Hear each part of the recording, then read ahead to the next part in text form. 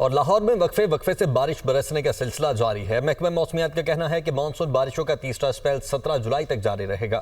مزید بتا رہی ہیں سامیہ سعید۔